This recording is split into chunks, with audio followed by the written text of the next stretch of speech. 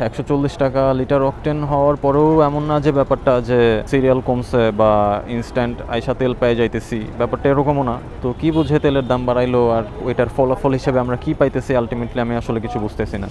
না ডাকা পর্যন্ত কোনো গাড়ি আনবেন না। যদি না ডাকা পর্যন্ত আপনারা গাড়ি চলে আসেন, আমরা গাড়ি সারাই দিব।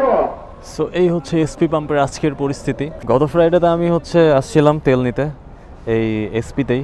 তো গত ফ্রাইডেতে আমি আসছিলাম 11:30টায় আর তেল পাইছিলাম ফুল ট্যাঙ্ক। কথা বলার স্কোপই পাইতেছি না, মাইক ট্যাক লাগাই দিছে। তো গতকালকে থেকে আসলে ৳140 লিটার, গত পরশুদিন থেকে স্টার্ট হয়ে গেছে। বাংলাদেশে এখন অকটেন বিক্রি হচ্ছে ৳140 লিটার। তো ৳140 লিটারই আজকে অকটেন কিনবো। ফুয়েল পাসের ব্যাপারে আই গেস আপনারা সবাই জানেন। তো প্রবাবলি এখানে ৳1000 করে তেল দিবে। সো আজকে আমি সিরিয়াল দিয়েছিলাম সকাল 9টায় আর এখন বাজে 4:25। তো হিসাব করতে হবে যে কয় ঘন্টা এখানে ওয়েট করতে হয়েছে। 3টা থেকে মেইনলি এখানে তেল দেওয়া শুরু করে। তো এখানে যে ফুয়েল পাসের ব্যাপারটা চলতেছে, তো আমারও ফুয়েল পাস করা আছে। দেখি ৳1000 দেয় নাকি ৳1200 দেয়, এটা ওখানে গিয়েই বুঝতে পারবো। আর এখান থেকে যে প্রতিনিয়ত মাইকে বলতেছে যে এখানে একটা প্রত্যেক দিনে এখানে একটা রুল আছে যে যতগুলো বাইক ওরা দিতে পারবে ততগুলা পরে ওদের একটা ফ্ল্যাগ দিয়ে দেয়, এটার পরে আর ওরা তেল দেয় না। সো অনেকেই থাকে যে ফ্ল্যাগের পরেও ওয়েট করে। তো ওই ব্যাপারটা বারবার এখানে ইনশিওর করতেছে যে ফ্ল্যাগের পরে আর এখানে কোনো তেল দেওয়া হবে না। তবে ফুল ট্যাঙ্ক করে ফেলতে পারলে একটু সুবিধা হইতো। সো ফুয়েল পাসে মনে হয় ৳1000 বা ৳1200 দিচ্ছে, আর এখন তো ফুল ট্যাঙ্ক করতে অলমোস্ট ৳1600 মতো লাগবে। ৳140 লিটার অকটেন হওয়ার পরেও এমন না যে ব্যাপারটা যে সিরিয়াল কমছে বা ইনস্ট্যান্ট আইসা তেল পেয়ে যাইতেছি, ব্যাপারটা এরকমও না। তো কি বুঝে তেলের দাম বাড়াইলো আর ওইটার ফলাফল হিসেবে আমরা কি পাইতেছি আলটিমেটলি আমি আসলে কিছু বুঝতেছি না। ওখান থেকে আমাকে রিকোয়েস্ট করলো যাতে আমি রেকর্ডটা না করি। সো ব্যাপারটা এটাই যে এখন এসপিতে ফুয়েল পাস এর মাধ্যমে ফুয়েল দিচ্ছে ৳1000 করে, বাট ফুল ট্যাঙ্ক নিলে বা দিলে যদি দিত তাহলে হয়তো ভালো হতো।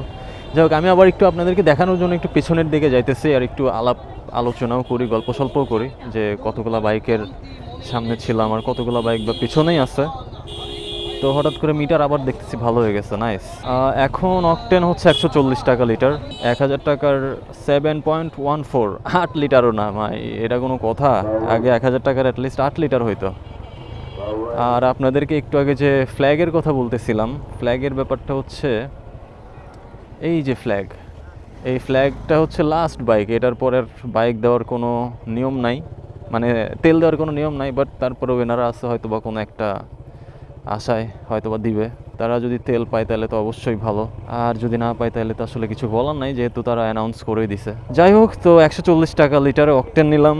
এখন ডেইলি লাইফ রুটিন তো আসলে আর চেঞ্জ করা পসিবল না। অনেকেই আসলে ভাবে যে হয়তো বা তেলের দাম বাড়তেছে দেখে ডেইলি লাইফ রুটিন চেঞ্জ হবে, ওটা আসলে পসিবল না। যেটা ম্যান্ডেটরি ওটা চলতেই হবে, সেটা তেলের দাম বাড়লেও বা কমলে ভালো, বাট বাড়লে তো সমস্যা। এটা শুধু আমার একার না, এটা সবারই সমস্যা। বাট সমস্যা হইলেও কিছু করার নাই। জাস্ট এই ছোট্ট আপডেটগুলো দেওয়ার জন্য এই ছোট্ট ভিডিওটা। ঢাকা শহরের এখনও অনেক জায়গায় আছে যেসব জায়গাতে এখনও ফুয়েল পাস সিস্টেম চালু করে নাই, বাট খুবই তাড়াতাড়ি এই জায়গাগুলোতে ফুয়েল পাস স্টার্ট করে ফেলবে। তো ফুয়েল পাস সিস্টেম চালু করার পিছনে অনেক কারণ আছে। অনেক অসাধু ব্যবসায়ী আছে যারা এরকম প্রত্যেক দিন একবার করে ফুয়েল নিয়ে ওইটা আবার বাইকের থেকে নামায় ওটা বেশি দামে সেল করতেছে। তো যাই হোক, সব কিছুর অবসান চাই, সব কিছুর একটা সুষ্ঠু একটা ব্যাপার স্যাপার চাই, যে এটা আমাদের খুবই প্রয়োজন। এখন জানি না এটা কবে ঠিকঠাক হবে না হবে, আল্লাহ মাবুদ জানে। আর আমাদের বাংলাদেশের সিস্টেম নিয়ে তো আসলে এত কিছু বলার কিছু নাই। আপনারা সবাই জানেন যে কীভাবে কী সব কিছু হয় না হয়, সব কিছুই সিন্ডিকেটের উপরে চলে। অনেক কথা বলে ফেলছি, আর বেশি কথাও বাড়াইতে চাই না। অনেক গরম, অনেক টায়ার্ড, অনেক অবস্থা খারাপ। সারাদিন শুধু পানি, জুস এগুলাই খাইছি, কারণ ডিহাইড্রেট তো হওয়া যাবে না। আর এখন আর এই গরম কোনো কিছুই নিতে পারতেছি না। গরম, অস্থিরতা, এত আওয়াজ, কোনো কিছুই আর নিতে পারতেছি না। সো এখন ডিরেক্টলি বাসায় যাইতে হবে। আর ৳140 লিটারে অকটেন কিনে আপনাদের কেমন লাগতেছে, আপনারা কেমন বোধ করতেছেন, এটা চাইলে জানাইতে পারেন। বা আপনারা বাইকটাই কি রাইড করবেন, নাকি অনেকেই দেখতেছি আবার বাইকটাই নাকি বেচে দিতেছে। তো যাই হোক, এগুলো আসলে যার যার পার্সোনাল ব্যাপার। আমি একজন বাইকার, আমার বাইক চালাইতেই হবে, আমার বাইক দিয়েই সব জায়গায় যাইতে হবে। এখন তেলের দাম বাড়ানোর উপরে বা কমানোর উপরে আমার কোনো নিয়ন্ত্রণ বা হাতও নাই, যেহেতু সেহেতু আমার এখানে ওরকম কথা বলে লাভ নাই, আমার একার কথা বলে লাভ নাই, সবাই মিলে হয়তো বা কথা বললে এটার কোনো একটা কিছু হইতে পারে বা কোনো একটা সলিউশন হইতে পারে। যেহেতু আমি সবার সাথে একসাথে এখন কিছু করতে পারতেছি না, সো আমাকে আসলে গতানুগতিক নিয়মের মধ্যেই চলতে হবে, কিছুই বলার নাই, কিচ্ছু করার নাই। সো এটাই আপাতত আজকের পরিস্থিতি। তো সবাই ভালো থাকবেন, সুস্থ থাকবেন। এই জ্যাম জটলার মধ্যেই ভিডিওটা শেষ করতেছি।